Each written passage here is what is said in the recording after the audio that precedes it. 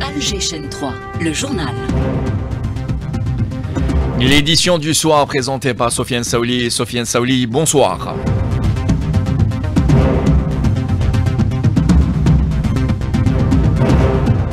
Monelarj, bonsoir à tous. Le président de la République Abdelmadjid Tebboune a reçu aujourd'hui le président du mouvement Elbina accompagné d'une délégation de son mouvement.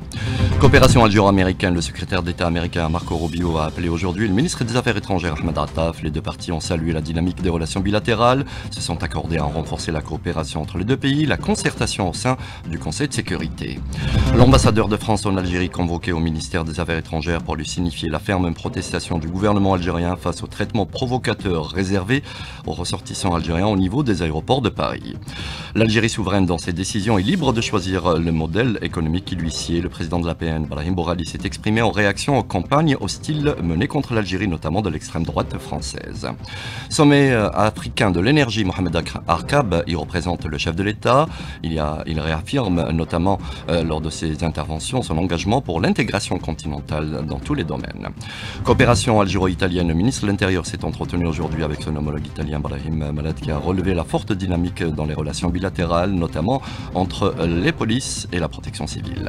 L'UNRWA, indispensable, irremplaçable pour l'aide et secours du peuple palestinien, une affirmation de l'ambassadeur Benjamin au Conseil de sécurité de l'ONU lors d'une réunion d'urgence demandée aujourd'hui par l'Algérie. L'UNRWA menacée d'interdiction d'action par l'occupation sioniste. Grève des 8 jours depuis Bécha, le ministre des Moudjahidines a mis en avant aujourd'hui les sacrifices du peuple algérien face à la férocité de la colonisation française et souligné les avancées enregistrées par l'Algérie.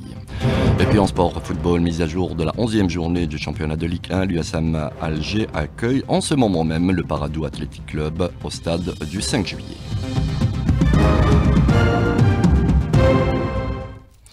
Mesdames, Messieurs, bonsoir. On vous le disait en titre, le président de la République Abdelmadjid Tebboune a reçu aujourd'hui au siège de la présidence de la République le président du mouvement Elbina, Abdelkader Ben Galina.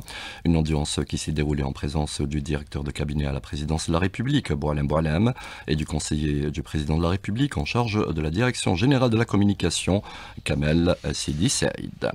Coopération algéro-américaine, le ministre d'État, ministre des Affaires étrangères Ahmed Attaf a reçu aujourd'hui un appel du secrétaire d'État américain Marco Rubio. Ahmed Attaf a à l'occasion renouvelé ses félicitations à ce dernier pour sa nomination. Les deux parties qui ont salué la dynamique positive que connaissent les relations bilatérales. Ils se sont entendus pour conjuguer leurs efforts et renforcer ainsi la coopération dans les domaines prioritaires tels que la défense, l'énergie, l'agriculture ou encore les sciences et technologies. Concernant l'action multilatérale internationale, Attaf et Rubio ont discuté des développements au Moyen-Orient. Ils se sont engagés à poursuivre la coordination au sein du Conseil de sécurité pour consolider le cessez-le-feu à Gaza, également pour accompagner les Libanais et Syriens vers la sécurité et la stabilité, préserver ainsi l'unité et la souveraineté des deux pays. Dans l'actualité, l'ambassadeur de France en Algérie convoqué par le ministère des Affaires étrangères, une convocation Linda Bouadma pour lui signifier la ferme protestation du gouvernement algérien suite au traitement provocateur réservé à des ressortissants algériens au niveau des aéroports de Paris. L'Algérie proteste fermement contre des agissements discriminatoires à l'encontre de voyageurs algériens malmenés dans les aéroports de France. Ce mardi soir, un communiqué, vous venez de le dire, du ministère des Affaires étrangères nous apprend que le secrétaire d'État chargé de la communauté nationale à l'étranger a convoqué l'ambassadeur de France en Algérie. L'Algérie, je cite, relève avec une profonde préoccupation les témoignages concordants d'un certain nombre de ressortissants algériens sur des traitements provocateurs, dégradants et discriminatoires auxquels ils sont soumis par la police aux frontières au niveau des aéroports de Roissy-Charles de Gaulle et d'Orly, lit-on dans le communiqué. Il a été signifié à l'ambassadeur de France le rejet catégorique de l'Algérie de toute atteinte, de quelque manière que ce soit, à la dignité de ses citoyens ou de les instrumentaliser à des fins de pression, de provocation ou de tentative d'intimidation à l'encontre de leur pays, rajoute le communiqué. Le secrétaire d'État a demandé à l'ambassadeur d'informer son gouvernement de la nécessité de prendre toutes les mesures indispensables afin qu'il soit mis fin sans délai à ces agissements et pratiques inacceptables qui déshonorent le gouvernement français, conclut le texte des Affaires étrangères. Des témoignages de traitements provocateurs et discriminatoires à l'égard des Algériens voyageant à partir des aéroports français ont été dénoncés dans les réseaux sociaux et par la presse algérienne. Et devant la multiplication des attaques contre l'Algérie, notamment de l'extrême droite française, un schéma bien connu, comme a souligné d'ailleurs le président de l'APN, Brahim Bourali, s'est exprimé aujourd'hui. Il a relevé que l'Algérie était souveraine dans ses décisions et libre de choisir le modèle économique adapté à ses caractéristiques et aux aspirations de son peuple. Je vous propose de l'écouter et s'exprimer en marge aujourd'hui d'une rencontre parlementaire sur la numérisation. Le passé nous a habitués aux positions négatives de l'extrême droite française. L'Algérie, sous la houlette du président de la République, a tracé sa stratégie à travers un schéma clair. Et nous sommes souverains dans notre pays. La décision nous revient et c'est à nous de choisir le meilleur pour notre pays. De nombreux opérateurs économiques veulent collaborer avec l'Algérie, mais nous nous basons sur le principe gagnant-gagnant. Dans l'actualité, ce soir, ce renforcement de la coopération bilatérale entre l'Algérie et l'OTAN, le ministre délégué auprès du ministre de la Défense nationale, chef d'état-major de l'ANP, le général d'armée Saïd Chengleha, a reçu le secrétaire général adjoint aux affaires politiques et sécuritaires de l'OTAN, Javier Colomina, en visite officielle en Algérie. Saïd Chengleha qui a relevé donc ce renforcement de la coopération bilatérale. Pour sa part, le responsable de l'OTAN a souligné les efforts et le rôle axial de l'Algérie dans la sécurité et la stabilité dans l'ensemble de la région. Le Premier ministre Nadel Al-Baoui a pour sa part reçu l'ambassadeur du Qatar en Algérie, Abdelaziz Ali Naama, en présence du ministre de l'Agriculture. On examine l'état des relations de coopération bilatérale, relations qui connaissent une importante dynamique, souligne communiqué du Premier ministère. Pour les projets d'investissement commun, il s'agit d'accélérer leur mise en œuvre conformément à la volonté politique commune qui anime les dirigeants des deux pays. En Italie, le ministre de l'Intérieur s'est entretenu aujourd'hui avec son homologue italien, Matteo Pinatizio. Brahim Malad, qui a relevé la forte dynamique des relations bilatérales, salué la concertation en matière sécuritaire et de développement. Un protocole de coopération entre les deux écoles de police algérienne et italienne a été signé à l'occasion. Mohamed Arkab, en sa qualité de représentant du président de la République, est à Dar es Salaam, en Tanzanie, pour prendre part au sommet des chefs d'État africains sur l'énergie. Un sommet où le ministre d'État, ministre de l'énergie, soulignera le rôle de l'Algérie dans le domaine énergétique, proposera des solutions également innovantes. L'Algérie qui axera également dans son intervention sur la formation des cadres africains dans les instituts spécialisés en énergie. L'Algérie qui recèle une expérience à faire valoir et à partager. Elle est déjà présente dans plusieurs pays africains.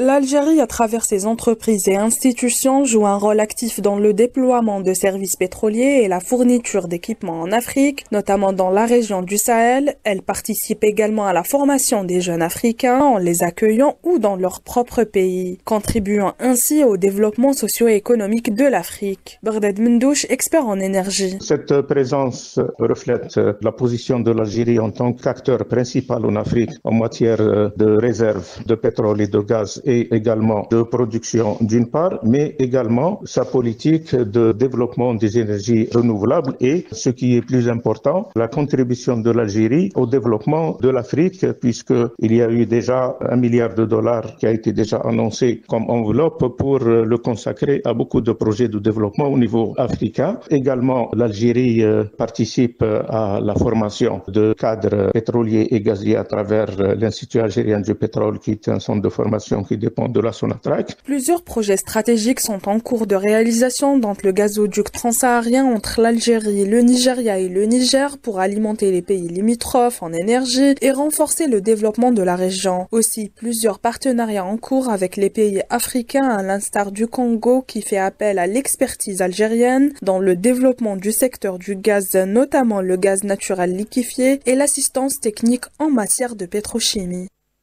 Et en parlant d'Afrique, de marché africain, les opérateurs économiques algériens sont appelés à y investir, à profiter aussi des avantages de la ZLECAf, la zone de libre-échange continentale. Le ministère du Commerce extérieur et de la promotion des exportations l'a lancé, cet appel. L'Algérie qui a des capacités qui lui permettent d'être un acteur efficace dans le commerce interrégional en Afrique, a dit Mohamed Boukhari. Nous sommes convaincus que l'accord de création de la zone de libre-échange africaine aura un effet positif sur le volume du commerce continental grâce aux avantages comme la suppression de 97% des droits douaniers en 2030. J'appelle l'ensemble des opérateurs économiques à se diriger en force vers le marché africain. Les propos du ministre du Commerce extérieur, Mohamed Boukhari, recueillis par notre collègue de la chaîne 1, Hind Tobal. Il s'exprimait lors d'une journée d'information ce mardi sur les opportunités et facilitations d'exportation vers le marché africain. Restons avec la coopération avec ses travaux préparatoires pour la 12e session de la commission mixte algéro-russe. Elle est prévue dès ce jeudi dans la capitale. Les participants qui évaluent l'avancement des décisions issues de la précédente rencontre. Sofia Boukelcha.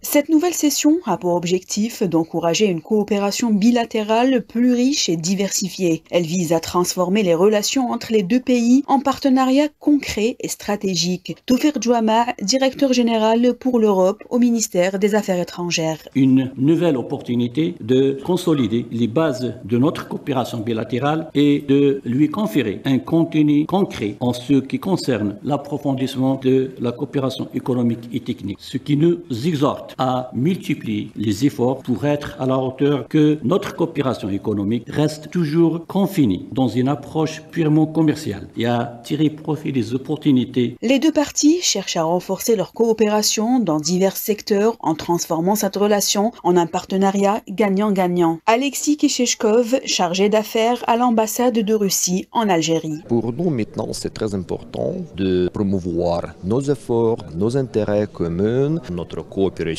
stratégique approfondie avec nos collègues, nos amis algériens dans tous les domaines, l'économie, les affaires, les échanges commerciaux, y compris les investissements. Compte tenu nos relations historiques, stratégiques et compte tenu les directions concrètes de nos présidents. Les participants à cette réunion évaluent pendant 2 jours la mise en œuvre des décisions prises lors de la 11e session de la commission mixte tenue à Moscou en octobre 2023. Ils discutent également de plusieurs dossiers et propositions pour diversifier et renforcer les domaines de coopération et de partenariat. À la demande de l'Algérie, le Conseil de sécurité s'est réuni d'urgence aujourd'hui, réunion sur la situation au Moyen-Orient, principalement ce qui prévaut à Gaza dans la bande et pour la population palestinienne, avec l'entrée en vigueur imminente des 2 lois du Parlement sioniste pour mettre fin au travail de l'agence onusienne, l'UNRWA. Pour l'Algérie, cette dernière est irremplaçable, indispensable. Ahmad Benjamin, notre ambassadeur à l'ONU, l'a évoqué et évoqué également les attaques sur ou contre cette agence. UNRWA is the backbone of the humanitarian response. L'UNRWA est l'épine dorsale de la riposte humanitaire et son rôle continue d'être essentiel dans un contexte de cessez-le-feu pour les Palestiniens, pour la communauté humanitaire, ainsi que pour la communauté internationale. L'UNRWA est irremplaçable. L'UNRWA est indispensable. Et sans l'UNRWA, qui pourrait offrir les quelques 9500 consultations sanitaires quotidiennes offertes par l'agence et qui fournirait des aliments à 388 000 familles dont la survie dépend de l'UNRWA. Whose survival depends on UNRWA. S'exprimant au sein même de ce Conseil de sécurité, le commissaire général de l'UNRWA, l'Office de secours et des travaux des Nations Unies pour les réfugiés de Palestine, a dénoncé les attaques qui ciblent son agence, l'agence onusienne. Il estime que la crédibilité des Nations Unies est remise en jeu. Philippe Lazzarini. Les attaques incessantes contre l'UNRWA nuisent aux vies et à l'avenir des Palestiniens sur l'ensemble du territoire palestinien occupé. Ces attaques sapent la confiance dans la communauté internationale et ces attaques mettent en péril toute perspective de paix et de sécurité. La législation adoptée par la Knesset contrevient aux résolutions adoptées par le Conseil et par l'Assemblée générale. Ces législations vont à l'encontre des arrêts rendus par la CIJ. Mettre en œuvre cette législation, ce serait se moquer du droit international. internationale et imposer des restrictions colossales aux opérations de l'UNRWA. Nous sommes toutefois déterminés à rester présents et agir jusqu'à ce qu'il ne soit plus possible de le faire. Until it is no longer possible to do so. En Cisjordanie occupée, là encore, l'entité sioniste persiste et signe avec férocité. Elle s'attaque à l'ensemble de la population avec des opérations meurtrières, des destructions de maisons. Ce soir, une journaliste palestinienne a été blessée à Tol Karam lors d'une incursion de l'entité sioniste. Retour à l'actualité nationale pour évoquer cette rencontre des cadres de l'UGTA, une rencontre nationale où il a été question d'évoquer la concertation syndicale, le dialogue pour accompagner le développement économique du pays, une rencontre à l'occasion du 28e anniversaire de l'assassinat de Abdelhak Ben Hamouda. Voici un sujet signé Ebti Aladoun. Cette rencontre constitue un espace de réflexion et d'échange entre les acteurs syndicaux et les travailleurs autour des valeurs fondamentales de solidarité, d'unité et de la défense des droits des travailleurs. Elle vise également à mettre en lumière les enjeux contemporains du syndicalisme dans un contexte marqué par de nombreux défis sociaux et économiques. Amar Takjout, secrétaire général de l'Union générale des travailleurs algériens. Le travailleur, le syndicaliste, tout le monde doit prendre conscience qu'on doit travailler ensemble et qu'on doit asseoir une culture de dialogue social, apprendre à discuter ensemble. On va arrêter la date de la première réunion. C'est une réunion qui doit se tenir très prochainement dans les heures à venir. Ce qui constitue la Confédération syndicale algérienne, il y a la santé, il y a l'éducation, il y a quelques entreprises économiques. L'objectif, c'est de se concerter et de prendre aussi des mesures ensemble. De son côté, Nordin Ben Brahim, président de l'Observatoire national de la société civile, a souligné l'héritage du martyr Abdelhak Ben Hamouda qui a consacré sa vie à défendre les travailleurs et à consolider les valeurs républicaines. Aujourd'hui, on s'inspire de ces sacrifices. Aujourd'hui, avec la commémoration du décès du Shahid Abdelhak Ben Hamouda, nous avons une jeune génération des syndicalistes qui est en train de s'inspirer de ce sacrifice et également de fournir l'effort nécessaire pour préserver notre pays et réellement jouer notre rôle en tant que société civile, en tant que syndicat. Cette rencontre reflète ainsi un engagement collectif à préserver et renforcer les valeurs du syndicalisme tout en s'inspirant de l'héritage de figures emblématiques comme Abdelhak Ben Hamouda pour relever les défis de demain. Et en parlant de lutte, celle de tout un peuple, il y a 68 ans, la grève des 8 jours, une mobilisation nationale pour mettre en lumière le combat du peuple algérien pour l'indépendance, une commémoration officielle qui a eu lieu à Béchar. Sur place, le ministre des Moudjahidines, Laïd El-Biga, a souligné les sacrifices des Algériens et le développement que connaît l'Algérie d'aujourd'hui. إن تخليدنا لهذه الذكرى يشكل وقفة تأمل وسانحة لاستحضار الأمجاد والبطولات التي خاض غمارها الشعب الجزائري ضد الوجود الاستعماري البغيض الذي ذاق منه أعنف المحارق والإبادات. إن الجزائر تشهد ديناميكية كبيرة في شتى المجالات جعلت منها قوة إقليمية وقارية تحت قيادة رشيدة للسيد رئيس الجمهورية السيد عبد المجيد. Un 60e anniversaire de cette grève des 8 jours, une action décidée alors que l'ONU s'apprêtait à examiner la question algérienne, le tout pour mettre en relief tout ce combat. Hanan Saïsi. Les Algériens concernés par l'action ont répondu à l'appel de la nation. Aïssa Qasmi, moudjahid et historien. 8 jours, c'était à travers toute l'Algérie. Le premier enjeu, c'est de prouver à la France coloniale que la population algérienne était acquise à la cause nationale. Et la grève de 8 jours, ça a continué jusqu'au mois de mai. Et il y a près de 200 disparus et les victimes dépassaient 500 morts. C'est un vrai massacre. En plus des arrestations. Cette action trouve également écho chez la communauté algérienne à l'étranger.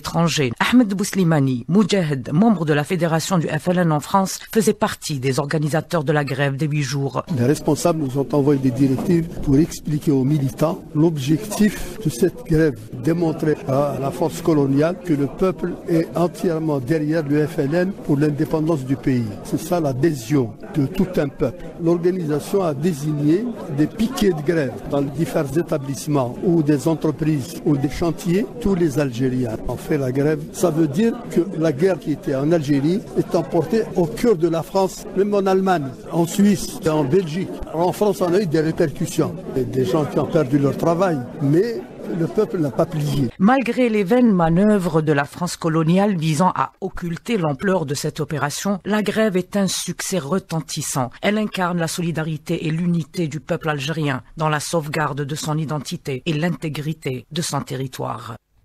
Place à présent à l'actualité sportive avec vous, Hamza Rahmouni, bonsoir.